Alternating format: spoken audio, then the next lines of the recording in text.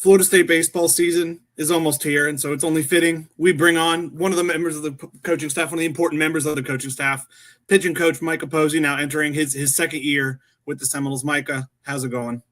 Good, Kurt. How you doing? I'm doing well. It's always a little better when baseball season's right around the bend. It's a fun time of year. Amen to that. I guess let's start a little look back before we look forward. Obviously, a pretty eventful first year for you on the staff. I guess what can you, with the benefit of looking back now, being able to reflect, just what did that 2024 season mean in your first year with the program and all you accomplished? Not obviously the ultimate goal, but I think a lot more than people expected and a great improvement. Yeah, I think it showed what we're capable of. And we felt like we left a lot of meat on the bone, and so I think it showed what we're capable of. I think it showed kind of the trajectory of the program, which was exciting. There's a learning experience involved. I think anytime, good and bad, like there was good things that we learned from the season and things that we know we got to improve upon. But overall, I thought it was a very good learning experience.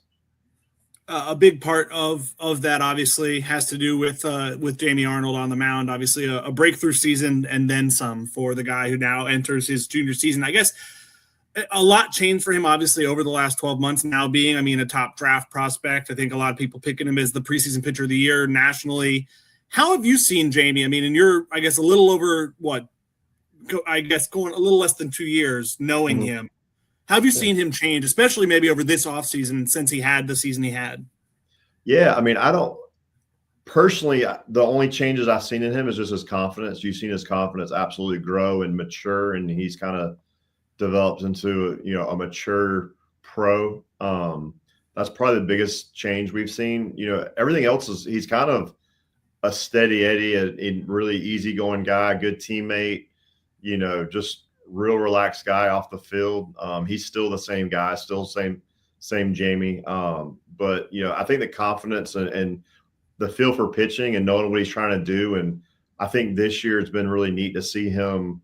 He's grown like in his pitching IQ. He's telling me, hey, these are things I like. These are things I can do better. This is, hey, I think I can do this. Like, he's bringing a lot of ideas to me this year versus last year. I think I was probably bringing more ideas to him this year. He's brought a lot more to me than I have to him. And it's pretty cool to see him kind of grow and start to drive his own development and kind of have some thoughts.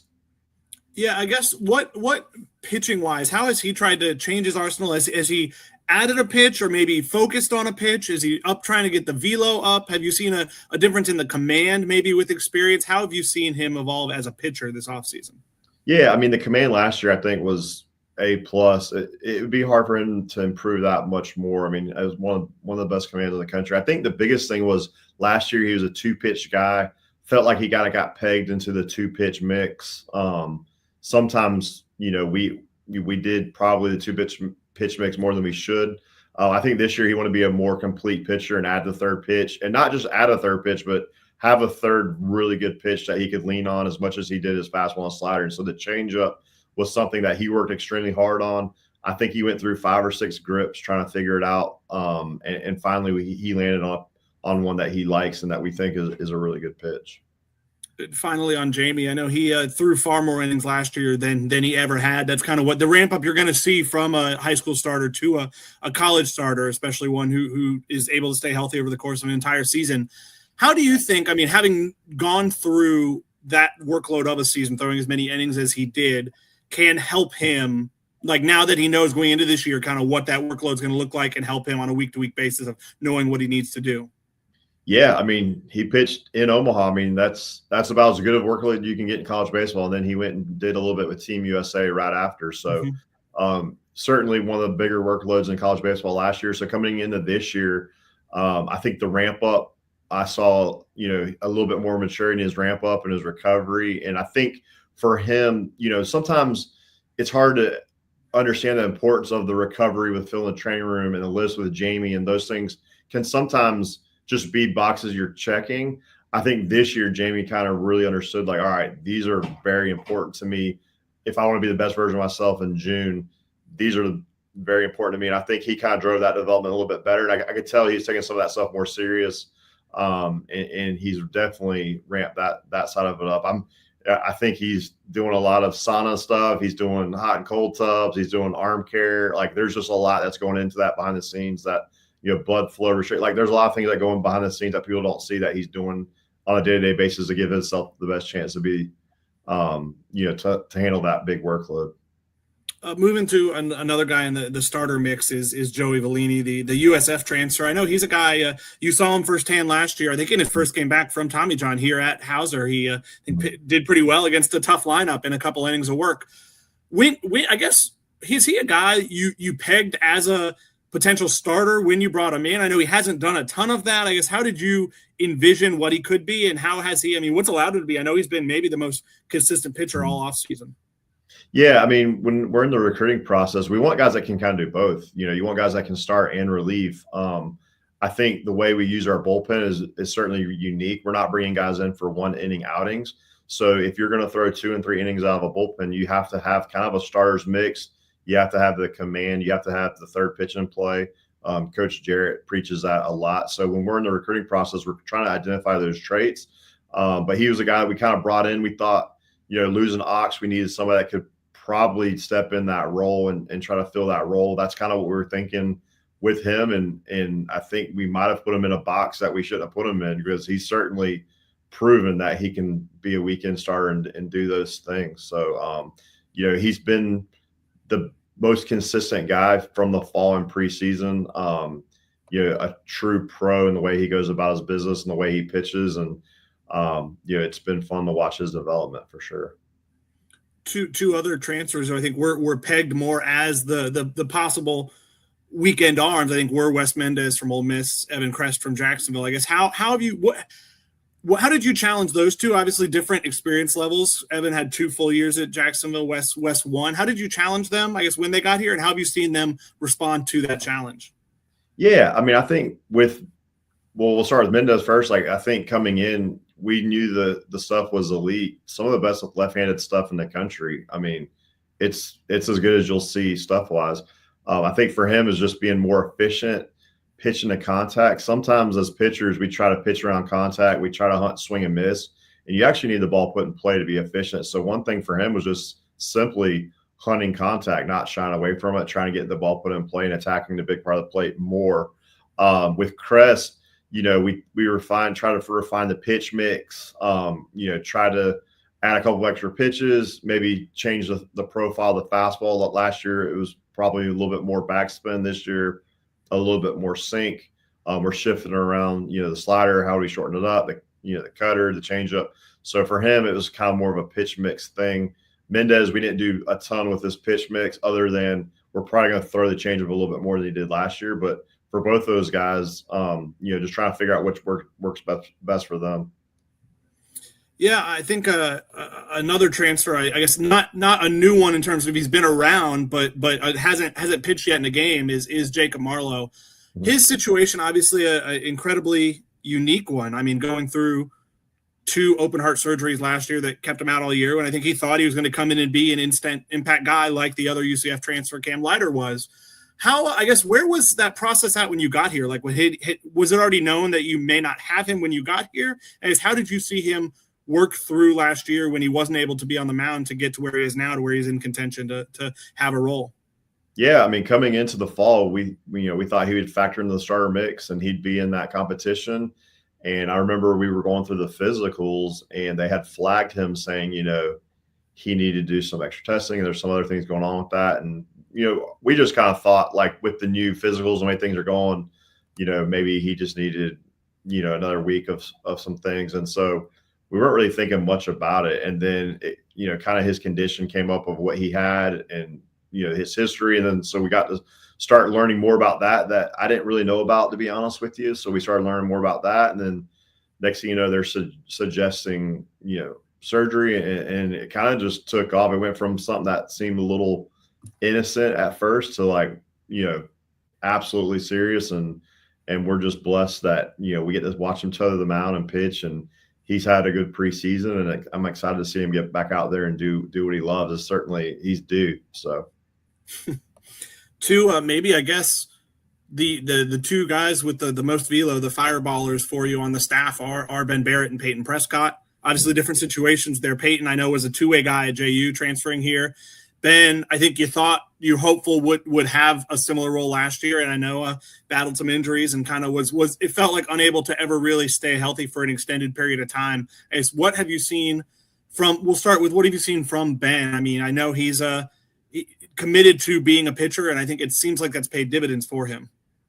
Yeah, I mean, Ben's changed his body a lot. He's gotten a lot more lean. If you see him now, he looks a lot more lean. He's absolutely, gotten after his mobility. I think he might have been doing some private Pilates classes back home with his mom. I think she was taking him, and she's like, "Hey, you're coming with me," and he said, "All right." And I think that seemed to has played dividends for him. With Ben, the body's changed. He's become more flexible. I think he's trusts that he's healthy now, and we're starting to see him really let it go. It's been really fun to watch him here the last couple of weeks, and he's taken off. I think he's still learning how to corral some of the velo and some of the stuff, but it's been good, and the slider has been as impressive. And I guess is Peyton, I don't know, is Peyton focusing on pitching here to where he was a two-way? I guess, how have you seen him? I mean, you talked about controlling the velo. I guess, how do you, when guys who have that high 90s stuff, how do you talk to them about, they probably don't want to throw as hard as they can because that's not going to be controllable. How do you work through that stuff with guys like that? Yeah, I mean, it's a lot like a boxer, like Mike Tyson he's a controlled puncher. He keeps things tight, and he's a controlled punch versus maybe a fight that you'd see on TikTok where the heads are flying and the hands are getting outside of the body. As long as it's a controlled thing, I think you can get after it as much as you want. It's when the head gets offline, you pill out early, you get offline with your front side early. You try to throw too hard too early and you're out of control. I think that's, when you need to back off the throttle a little bit. And I think we try to work through that with each guy. Each guy has a different kind of cadence that they have to work through. But yeah, I mean, that's kind of in a nutshell. But Peyton Prescott, I mean, it's a pretty good delivery. He's not a guy that gets offline. He stays on line. He's got good feel for the baseball. He's starting to learn how to get around the breaking ball a little bit more and create a little bit more shape, which has been fun to watch. And his last outing was the best I've seen him since he's been on campus. So we're excited about him as well. Looking at returning guys, you lose a few guys in the bullpen, obviously. I mean, Ox one of them, and I know Witt kind of took on that role for you at times. How have you seen the guys you have back in that bullpen? Joe Charles, I saw pitch yesterday when I was out there. Connor Holt. So you have a few guys who took on fairly prominent roles last year. How have you seen them? And then I add in a new guy, a guy like Mason Martinez. I know who's very experienced from VCU. I guess, how do you see that unit shaping up, the bullpen shaping up? Yeah, I mean, I think the bullpen's shaping up well. I think we have 11 guys that have showed 94 plus here the last 2 weeks, so that's exciting. The stuff is certainly there. That doesn't guarantee you're going to have success, but we have the stuff to be successful. Now it's going to be about executing pitches. The returning group, I'll start with that. Like that sophomore group that was freshman last year, like those guys all have seemed to mature greatly after their first year. You look at John Abraham. I'm going to start leaving people out, but Rowan, Abraham, Lout, Manka, some of those young guys, like they have taken a step forward and stuff and pitchability, and it's kind of exciting to see those guys, mature. But yeah, Martinez has been good this preseason. The stuff has been good, the slider, all those things. It's definitely an exciting group for sure. Yeah, I think we had talked about, I guess, Mason Martinez was, I think, the late addition to that transfer class. I think that kind of popped up late, I guess. To get a guy with his experience who's had his production, I guess, how have you seen him approach this offseason? Yeah, I mean, there was a late coaching change at his old school, and he felt like there was some uncertainty with the new regime and what that was going to look like. So he opted in, and when we saw him, We watched the video and looked at the pitch characteristics, and I think it was like a 45% whiff rate with the slider last year. And, we were kind of hunting right-handed spin. So he definitely fit the bill of what we needed. We had a kid, Grant Cherry, who we had coming in from Long Beach State, who opted to sign with the Rangers kind of about the same time. So all of those things kind of worked in at the same time. And that's kind of how we acquired Mason. And, I think we thought we were getting more 90, 92 touching threes. And that this fall, that's kind of what we were seeing, 89, 92, 90 touching some threes. And he's came back from break, and we're seeing more 4s and 5s, and the slider's been up to 88, and the curveball has 81, 82 with good shape. And, definitely kind of a bulldog mentality. And we're kind of, we're excited about him for sure.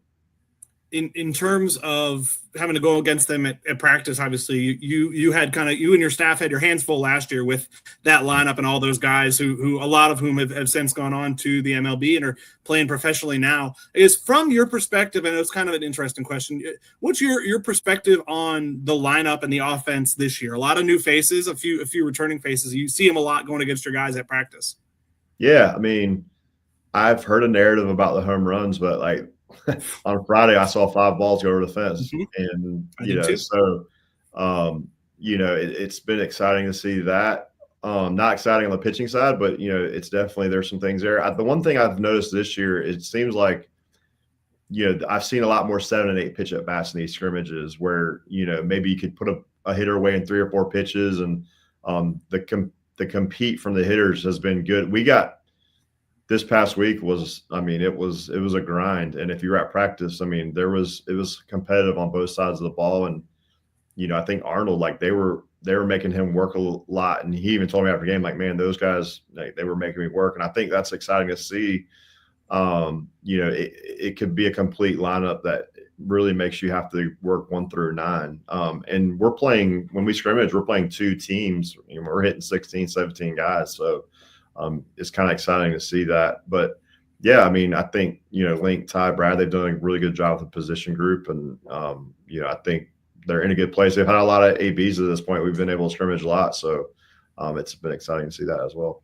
The defensive pivot I know they've made, especially in the outfield, where I know Link talked last week about kind of like, I kind of want to have 3 guys out there who can play center. And I think Omaha was a lesson. He's been out there twice now, obviously Link has, of having there are plenty of cavernous outfields. That's one of them, I guess, having the 3 guys. I think I saw it the weekend over Hauser, what that athleticism can do. I'm sure I have to imagine you're a major proponent of that, because how much, it can steal outs for your pitchers and make your guys' job easier. Yeah, outfield defense, it's crucial. You talk about taking away extra base hits. It's crucial. When you get to Omaha, it's a big field. You have to certainly have an athletic defense in the outfield if you're gonna win a national championship. I think the cool thing about this outfield that we've seen this year is they're athletic, they're rangy, but they're also tenacious. Like they're diving for balls left and right. I watched 2 guys go on the wall this weekend that right into the wall that you don't want to see this time of year, but that just tells you the mindset. I see guys laying out saw 3 diving catches this weekend. So not only are they athletic, but they seem to be guys that are ball hawks and are tough nosed and want to go get it, which is as important. I guess I want to ask on the way out here. Now having a year under your belt working for Link Jarrett, I guess, how has it been? Has it been what you thought it would be from what you knew of him? Has it been different? I guess, what's it like working for Coach Jarrett?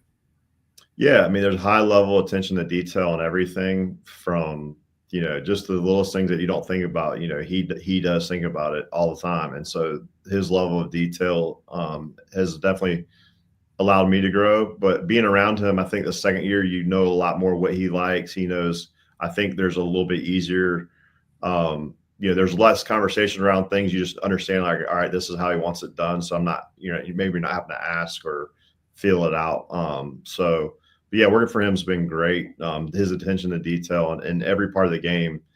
There's not one part of the game that he doesn't take pride in. And that's the biggest thing that I've learned being around him for this amount of time.